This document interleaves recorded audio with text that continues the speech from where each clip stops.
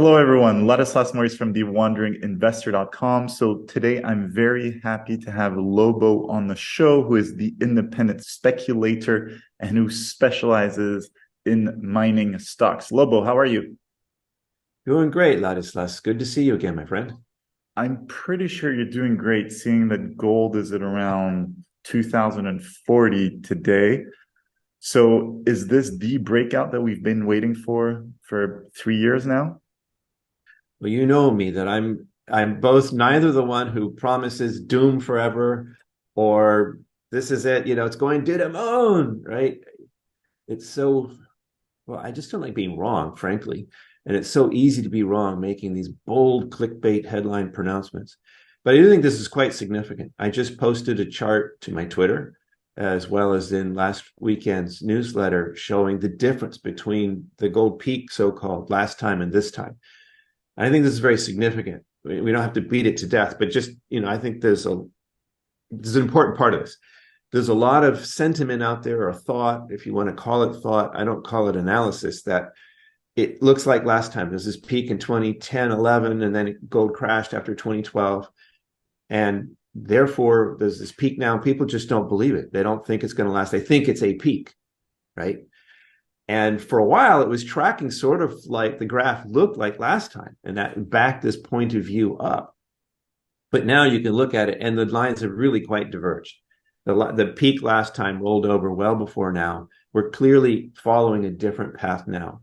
And I'm not a technical analyst, but my way of looking at it is instead of a peak, that's a shoulder, and we are on our way upwards. Does that mean this is the breakout? Is gold going to 5,000, 10,000 to the moon, whatever? I don't know that. What I do know is that what's happening right now is already significantly different. We've had a sustained, really record high level for gold for years now, not just a peak. And it's breaking out higher as you and I speak. I know that not everybody in your audience is a gold bug, but just to put a bow on this, everybody has to say, well, if it's breaking out, it's too late. I missed it, right? It's high. But no, well, maybe if you wanted to go buy ounces of gold, this might not be the most opportune time. You wait for the next fluctuation. But the gold stocks have been so beaten up by this sentiment that they're relatively cheap. Many of them are nominally cheap. And if you price them in gold, they're absolutely cheap. And that's a fantastic opportunity. Now, the better ones, they've all started to move up. Of course, you can't ignore almost 2050. We're actually looking at a new all-time record high nominally in gold is possible in the weeks ahead, the way things are going. But the gold stocks are not up there. So for anybody who is not already on board, I'm not saying, you'll miss it if you don't buy now. I'm just saying the answer to the question, is it too late? For gold stocks specifically, is no. There is still quality on sale. And I think that's a fantastic opportunity. The gold stocks are a lot cheaper than right now at 2000 an ounce than they were 3 years ago when gold peaked in 2020. Yes. So on average, yes. So why? Why is this happening? Is it just because of sentiment, or are there other reasons? I think it's mostly sentiment. Markets are not efficient. Mr. Market is not rational. Things overshoot.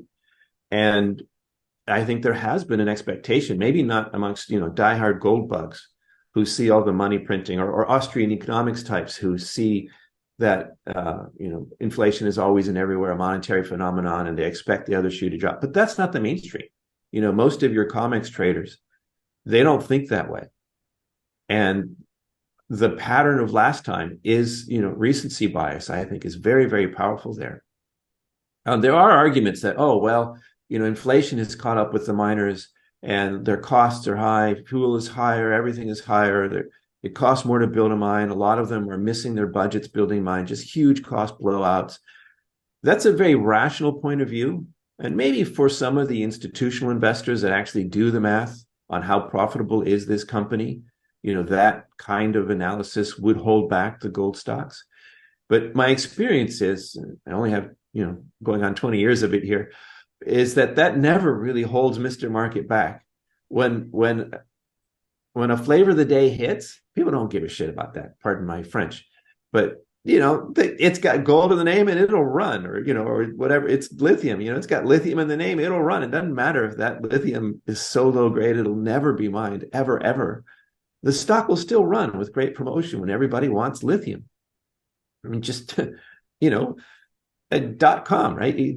I'm not saying anything people haven't seen many times before.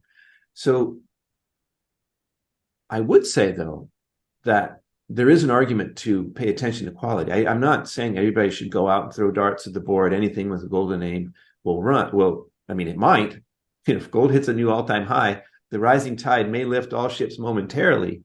But what I'm saying is, some of these ships have huge holes in their hulls. The water will stir them around, lift them a bit, but then they'll go right back down again. So I do think quality matters. I'm not saying rush out, or I'm certainly not saying buy just an ETF. That may work for a while, but I think you'll underperform the opportunities here that a good stock picker can afford you by pointing out the ones that are, legitimately undervalued, don't have cost blowouts. They're still delivering to the bottom line. Maybe one last point here, and this isn't gold specific, but more resource stocks and mining in general, is that there's I wouldn't call it a conventional wisdom, but there's a prevailing attitude out there that marginal producers are better buys when prices go up. Because let's say you're mining copper and you're making 10 cents a pound, you're scraping by. But there's another guy that he's mining copper, or she, and they're making $1 a pound. Now, let's say the price of copper goes up 10 cents. Well, if you're making $1 a pound and the price of copper goes up 10 cents, you're making 10% more. But if you're making 10 cents a pound and the price of copper goes up 10 cents, you're making 100% more. So this is a very compelling sort of mathematical argument for why the crappy producers, the ones that are struggling, will do better when prices go up because margins improve. And like I say, mathematically, that's true. But you have to ask yourself, why is it a crappy producer? Why is it struggling so much? Why are better companies making so much more money than they are? And whatever those problems are, they don't just go away necessarily because prices go up. Price can help, does help, but it doesn't substitute for excellent management. It doesn't substitute for road blockades or political problems locally, or if you've got metallurgical issues. There's lots of reasons to be, I think, judicious and not just throw darts at the board on any resource, any flavor of the day, even. It does matter. So I really agree with you that the markets are very inefficient, and why people should refrain from buying ETFs and should rather go into individual stock picking, though in many cases it's riskier. I mean, and that's why I've subscribed to your newsletter for a few years now, because there are so many miners that are obviously bad investments, and some are outright frauds, just there in the open. That when you buy an ETF, you're buying into what is obviously a terrible investment, like amongst the ETF holdings. And if you just do a bit of stock picking, obviously, not every stock pick is going to be good, but already by removing the 20-30% of obvious crap, you can really do better than the market. I hear you, brother. That's absolutely right. And a key point is, like, well, but the guys that run the ETFs, they're smart. If I'm not an expert on mining, then maybe I should trust an expert like these guys. And the thing, though, is that I don't think that all of those ETFs are constructed by the quality of the company. They have other metrics, size, liquidity, exchange. So you look at, this GDX is a big gold miners, and it's, a reasonable representation of major gold mine. But you look at the GDXJ, the so-called junior gold stocks, and I don't think there's a company on that list that's less than $1 billion in market cap. Those aren't juniors; those are mid-tiers, or they're larger companies. They're selected by other criteria that I don't think are necessarily what's going to bag me the biggest capital gains. Yeah. So if I knew absolutely nothing and I had no time, and I thought, the metal that I'm betting on is going to do a hockey stick, I might do an ETF just as a lazy investor. But I do that knowing that I'm probably missing out on bigger wins. If I just apply a little bit of mental effort to trying to pick better ones, or find someone who can help me pick better ones. As you say, there's so much crap out there. Just getting that out of your basket can be a huge help. Yeah. And if you don't mind me tooting my horn a little bit, never mind the independent speculator, the flagship service, course, do mind it, but we have my take. Our, I wouldn't call it introductory. It's a different kind of thing. There's no portfolio. It doesn't have stock picks. It's more like consumer reports. And I don't think people understand or realize the power of this. We cover over 600 companies, Ladislas. Now it's grown. I have a whole team. I can't keep up with that many myself. But just real quick, the point though is that it's not just, description. It's not just reporting. It's not just, here's a spreadsheet, make your picks. There's human judgment there. Each one of the companies under my take has a thumbs up or a thumbs down and why. I tell you the story. I tell you the pros and the cons, and I tell you my judgment. I have my team. They all feed it into me, but ultimately it's my judgment based on my experience. And there are some that are absolutely of a, sell now. This is an active threat to your capital, sell immediately while there's still a buyer. And there's others that, not for me. And there's others like, yeah, this looks good to me. And I don't claim to always be right. What I do claim is that I work for my readers. No company can pay me any amount of money to get a thumbs up if they don't deserve it. So I just put that out there as a tool. It's not terribly expensive. Yeah. It's meant to help people with their own due diligence. And to my knowledge, there's nothing else like it out there. People expect a newsletter to be, stock picks, or, long form entertaining reading and that sort of thing. And that's, my take is really just my take on as many companies as I can humanly cover. Yeah, that's the service that I subscribe to and pay for and have been for a few years. I actively invest in mining companies, and before ever selling or buying a mining company, I do my own research. I reach my own conclusions, and then I log into my take, and then I see your take. And then sometimes it helps me avoid making big mistakes. Or just when I'm looking for new investments, I can go through and say, this one's interesting. Let me do my own due diligence. So I don't even have an affiliate discount for subscribing to it. We should actually discuss this, Lobo. But yeah, it's a very valuable service. So let me ask you about, because I know that in the look, I lived in Africa for a long time, and it might take specifically often, but not always, you put thumbs down on African mining companies saying, look, it's good, the numbers are great, but because it's in Cote d'Ivoire or in Ghana or whatever, I'll put a thumbs down. But you picked two of the better ones.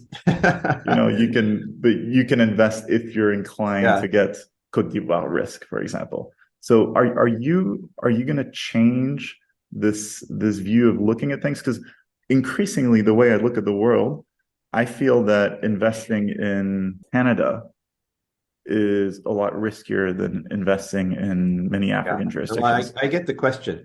And our friend Rick Rule likes to say that, if somebody steals my money, it doesn't matter what the color of their skin is, the money is still stolen.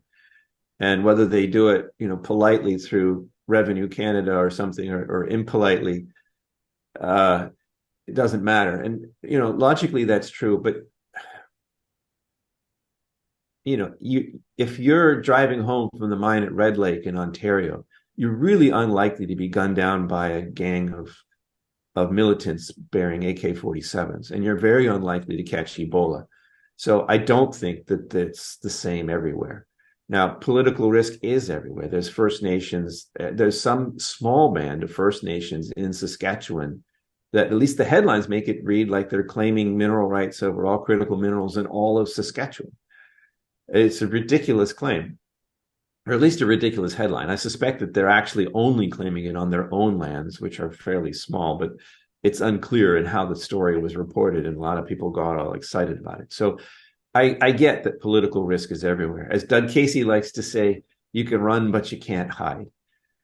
But at least African companies have low valuations. Yes. So it's okay, built in. So there you go. That's the part that Doug teaches, is that at some point price trumps value, is the way Doug puts it.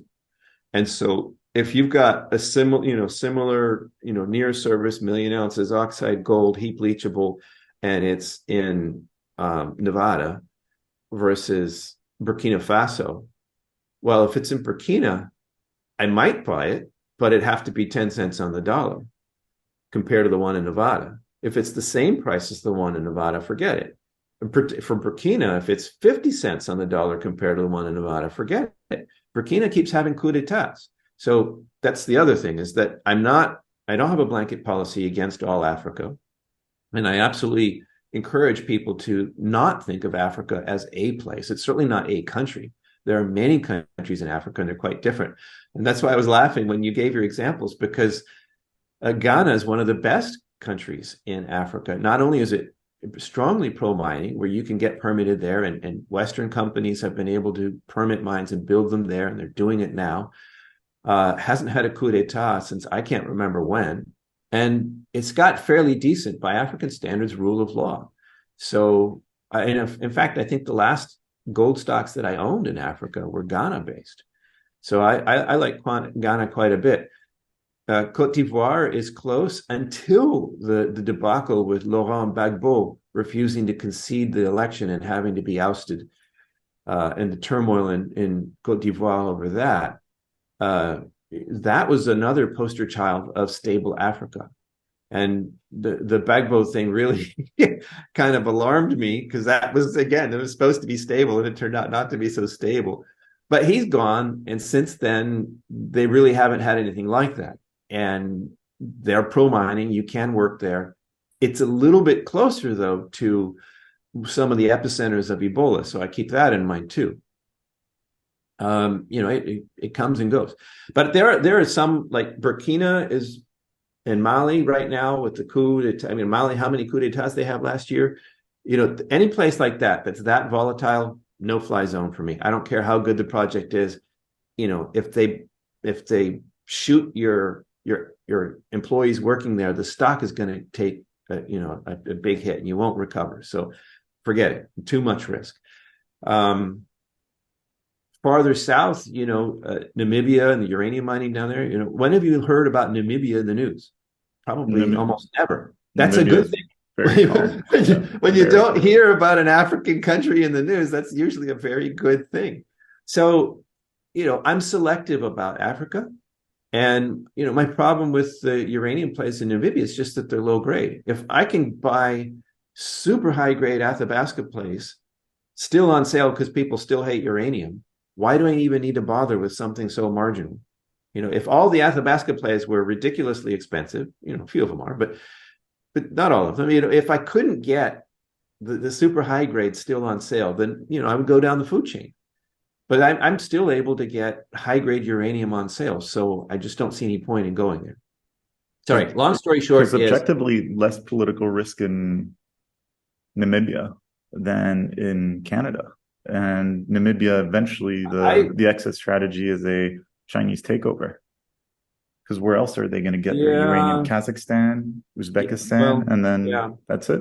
Africa. Well, political risk isn't the only risk, but you've got you've got Paladin, and I don't normally talk stocks. Sorry, I shouldn't even mention that. But you've got well-loved stocks or companies working in those areas. And it still remains that, at current prices, those projects don't work, or they're marginal. Right. And that matters to me. If there's a company that has a project that does work at current prices and it's in Africa, I would consider that. So the long story short is, I think it's too facile to just say, oh, well, there's political risk in the US and Canada too. Well, there is, but there is rule of law. And, if you've got the right project in the right place, the right team, your odds are pretty good. And usually I'm betting on either the success and progress stage of exploration, at which point I'm not really worried about permitting a mine, or I'm betting on the pre-production sweet spot where you've already got your permits. So, permitting questions, are the First Nations going to be all up in arms about this? Those are either not relevant or already solved when I'm in, because I hate political risk. But I think it's too simplistic to say, oh, well, there's political risk everywhere. I think you got to be watchful everywhere. And if I am going to go to a riskier place, then I want a discount. Give me 5 cents on the dollar, and sure, I'll consider, almost anything. Sure. Yeah. And that's what you do as well in your, in my take. So tell us about silver as well, because silver seems to be looking up as well. It's gold's erratic little cousin. Yeah. My friends in the Wall Street Silver community have dubbed me Darth Silver because I had the temerity to suggest that silver might not go back into circulation if we ever do adopt a new gold standard. A completely side point, that's theoretical argument for some time in the future. If that ever happens, my argument is just that with blockchain, there's no need for a bimetallic standard. You don't need silver to make change for gold anymore. That has nothing to do with what's happening now, but people call me Darth Silver because I am saying that the use case for silver is changing. I think that does matter now. Its industrial side is clearly much more powerful, and not always, and not over the long term. Gold and silver do still have a very high correlation. Silver is still a monetary metal. Before you send me all the hate mail, you silver bugs out there, yes, I understand that silver is the word for money in many languages. But you just can't stick your head in the sand on this. When we see there are times where it's days or weeks where silver will track the price of copper or oil more than the price of gold. You can't ignore that data. When silver is, it should be on the critical minerals list. You need it for the solar panels, virtually all of them. And yes, they're reducing the amount of silver that it takes to build these solar panels. But pretty much all commercial solar panels take silver. And as that use of those explodes, even if each one uses less, the demand for silver goes up. And that's been the case for years. And people have worried, oh, well, China's pulling the subsidies on panels and so on. It's still the case. It's that demand case for silver still keeps going up. And so the bad news is that in a year like this, where I think the world is going into a deepening global recession, I think there's still the piper to be paid for all that was done in the COVID lockdowns, and those chickens are coming home to roost. We're seeing it now. The mainstream is even starting to catch on that, yeah, maybe soft landing isn't all that likely anymore. Team soft landing has gotten awful quiet in recent weeks, if you haven't noticed. So that's going to weigh on the industrial side of silver. So my projection is not bearish on silver. My projection for this year is that silver is going to lag gold more than it usually does. Or to put it another way, the gold-silver ratio, how many ounces of silver you can buy with 1 ounce of gold, that's probably going to go up this year because of this industrial side. Now, they'll both go up. If gold breaks to a new all-time high, silver will not get left behind. You will see silver go up. All I'm saying is that the alligator jaws on the chart will open, I think, over the course of the year because of silver's industrial aspect.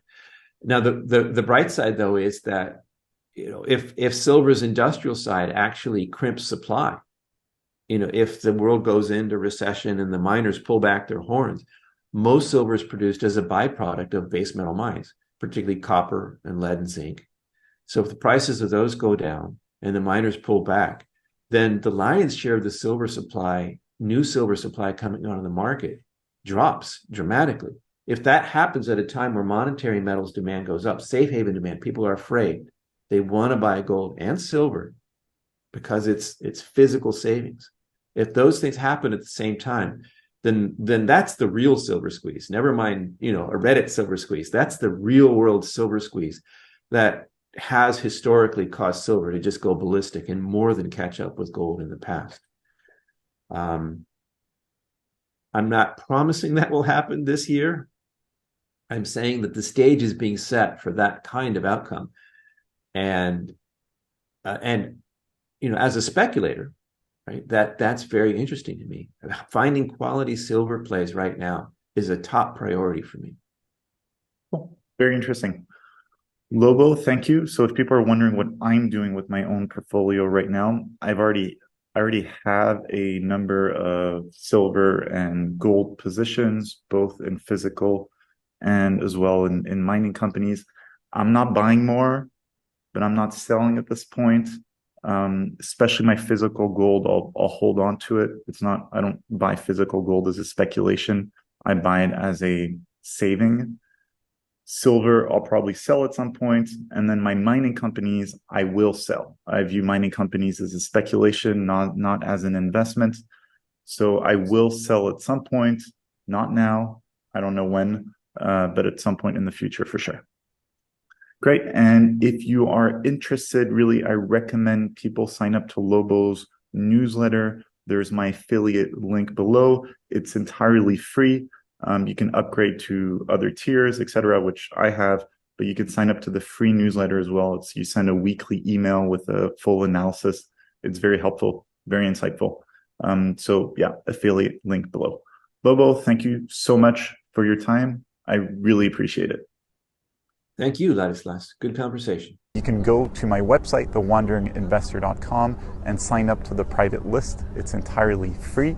This way you will be getting insider information as I travel around the world looking for opportunities. Lastly, feel free to follow me on Instagram at The Wandering Investor. I look forward to hearing from you.